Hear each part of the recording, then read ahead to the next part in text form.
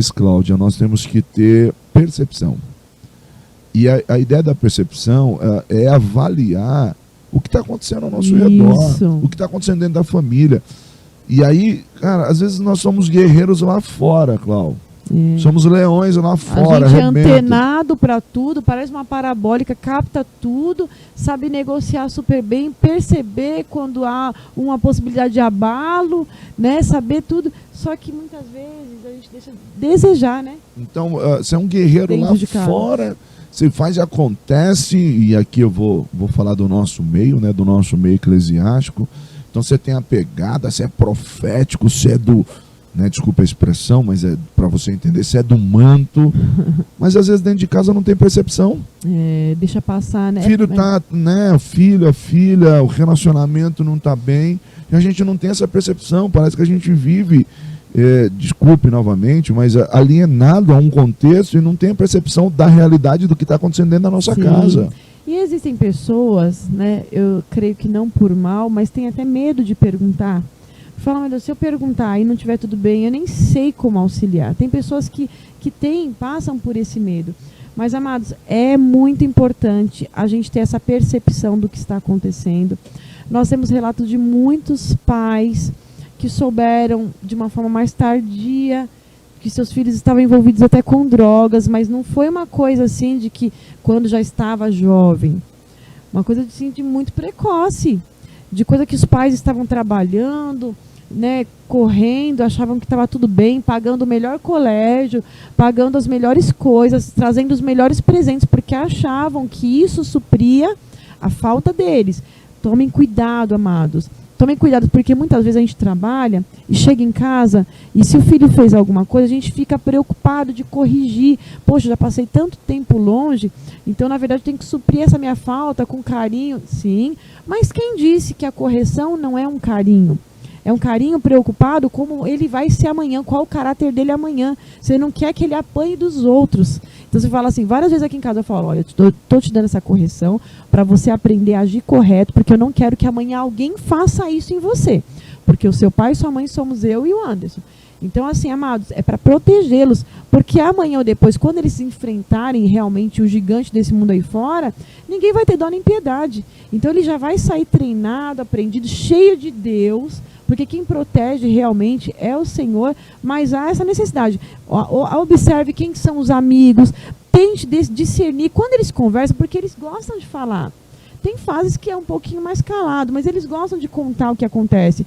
E não fique lá no celular, tal, e não está nem percebendo. Porque na conversa deles você começa a perceber quem são os amigos. Aí, peraí, mas esse amigo faz o quê?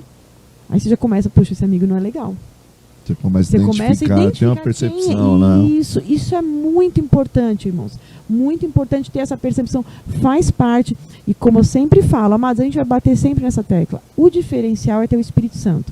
Porque alguma coisa o Espírito Santo não vai deixar em paz. Você vai ficar, tem alguma coisa estranha. Às vezes é um amigo que vem, você fala, puxa, alguma coisa não está... E às vezes é o Espírito Santo ministrando o nosso coração, né? Com certeza. É interessante porque até irmão Carlos, ele faz uma citação. Ele diz assim, na minha família não é só em relação aos filhos e netos, temos um inimigo sagaz, o tal do videogame, e é óbvio, né, a gente sabe que faz parte, né, dessa geração, da meninada, as crianças já nascem sabendo jogar videogame, né? Mas vira uma febre de tal forma que, por exemplo, nós temos casos, né, daqueles adolescentes que entraram em escolas aqui em São Paulo, infelizmente, e muitas das armas que eles usaram estava ligada ao tipo de jogos que eles jogavam, né? Então, os jogos, né, acho que assassinos, alguma coisa do tipo. Então, assim, é muito complicado mesmo. Então, é um desafio, nós vivemos esse desafio pedindo a ajuda de Deus, dizendo assim, Senhor, como é que eu posso fazer para guiar minha casa, orientar? É por isso que a gente precisa disciplinar, né? Por isso que a gente precisa disciplinar. Então, por quê? Porque ele vai, não, agora é hora de desligar, você vai ficar tanto tempo, porque senão, irmão, percebem. Se você, é como você desse um cartão sem limite para eles ou um cheque em branco. É como se desse um cheque em branco. Por exemplo, você coloca dentro do quarto dele um monitor, laptop, um computador de última geração, internet da mais potente possível para uma criança de 9 anos, 10 anos, 11 anos. Meu irmão, você simplesmente abriu a porta do mundo para ele, não é? É verdade. Então é complicado. E o dizer não, amados, a gente precisa entender isso. Tem hora que a gente acha que dizer não é ser o chato, e vai ser. Tem hora que eu falo para eles, olha, vocês vão me achar chata, mas eu vou fazer, porque amanhã vocês vão me agradecer pelo que eu estou fazendo. Tem hora que vocês têm que tirar, tem que desligar, tem que tomar, tem que deixar um tempo sem. Às vezes a criança está dentro de casa, ela não consegue ver nem o sol bonito que está lá fora. Às vezes você fala, meu Deus, um dia tão bom, por que fica... Criança com aquela pele branca, não grite amarelo, né? O negócio é... Queria saudar a Cíntia. Pai Senhor, Cíntia, que está em Minas também. Oh, Deus abençoe, também, que saudade Cíntia. de você também. Que Deus abençoe, em nome de Jesus. Amém? E, amados, realmente, o que vale em tudo isso é o equilíbrio, né? Porque, como o Anderson falou, às vezes ele está jogando, ele nem percebeu, já se passaram 4 horas. Para ele, meia hora, porque você fica entretido, né? E não percebe o que está acontecendo. Então, assim, aí vai a parte de quem? Do pai e a mãe. Que ele vai falar, não chega, não está sendo bom para você. E a gente está sendo, às vezes, muito omisso, porque a gente, deixa lá, pelo menos está quieto. Deixa lá, pelo menos está fazendo alguma coisa. Sei que não é fácil, veio pandemia, ninguém podia sair de casa, a gente não sabia muito bem como lidar com isso. Poxa, se eu tiro disso, ele vai fazer o quê? Não pode sair na rua. Mas assim, tem que equilibrar, né? A gente tem que tentar. Eu sei que eles não têm, muitas vezes, a prática da leitura, mas é muito importante, porque uma das situações que estão acontecendo na escola, que está assim, deixando eles com com muita dificuldade, é na interpretação de texto.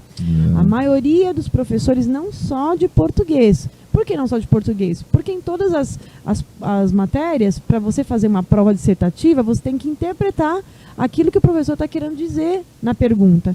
E a maior parte dos erros é na interpretação da própria pergunta. Por quê? Porque falta a leitura. Então, amados, estimula a leitura, procura entender o que o seu filho mais gosta de ler, né? Invista nisso. Principalmente literatura cristã, a gente tem tanta coisa, amados.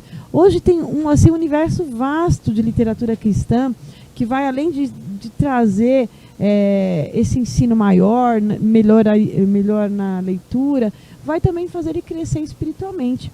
Então eu creio que vale isso daí também, né? Em nome de Jesus vai ser uma bênção. É interessante, porque até a irmã Ana Paula, né, compartilhar algo aí, né? O seu esposo chegava a trabalhar 14 horas por dia, né? E o filho, né, reclamava, né? E às vezes, muitas das vezes, tentava explicar, mas parece que ele não entendia, né? São situações, às vezes, que, por exemplo, nós como pais, e eu vou falar aqui na figura do homem, e muitos irmãos que nos assistem sabem do que eu estou falando, às vezes nós nos preocupamos muito, Cláudio, com um dar. Então, o homem, muitas das vezes, nem que eu tenha que me arrebentar, trabalhar 24 horas, né? Mas eu vou fazer isso, porque isso é próprio do homem, porque Deus fez assim, o homem como provedor, a mulher também, como você citou hoje. Mas a mulher, ela tem esse governo que Deus deu para ela, Cláudio, de conseguir... mais do emocional isso, mesmo, né? De tentar lidar né, com as situações que estão acontecendo. E o homem tem esse racional que é do provedor mesmo. Sim. Só que o que nós precisamos compreender? Que nós começamos falando dessa ideia do conflito de geração. Antigamente você tinha preocupação na rua. Meu Deus, onde é que está? Com quem que está? Hoje não, hoje você fala assim, mas está trancado no quarto lá, está tranquilo. Não está, irmão. Não está, porque às vezes está carente, está depressivo, está entrando em sites, está fazendo esses desafios da internet. Quantas crianças, quantos jovens, quantos adolescentes tiraram a sua própria vida fazendo esses desafios da internet? Então, e o pai dizia assim, poxa, mas eu estava tranquilo, eu estava trancado no quarto. Então, às vezes, queridos, não é só dar a ideia do prover do alimento ou da melhor escola. Porque se você for fazer uma análise da sua vida, talvez você não teve a melhor escola da sua época. Talvez você não comeu as melhores coisas. Mas você teve caráter, você teve talvez alguém que lhe instruiu, alguém que lhe orientou. Não, mas eu não tive, eu tive que me virar. Mas tudo bem, então seja você que faça a diferença, né? A gente se preocupa muito, Cláudio, em sempre dar, mas a questão é, será que nós estamos dando aquilo que é mais importante? para formar o seu caráter, para instruir ele como cidadão, para instruir ele e ela como um servo, uma serva do Senhor. Então, é isso que a gente precisa entender. Nós precisamos ter a nossa personalidade e ser exemplo. Exato. Ser exemplo. Paulo, quando ele escreve para Timóteo, 1 Timóteo 4,12, ele diz assim: seja exemplo dos fiéis. Então, qual que é o conselho? Meu irmão, você precisa ter uma personalidade séria, reta, Caráter, mas né? não só de dar o que comer, você precisa estar presente, né? Exatamente. E como você disse, né, a gente ouve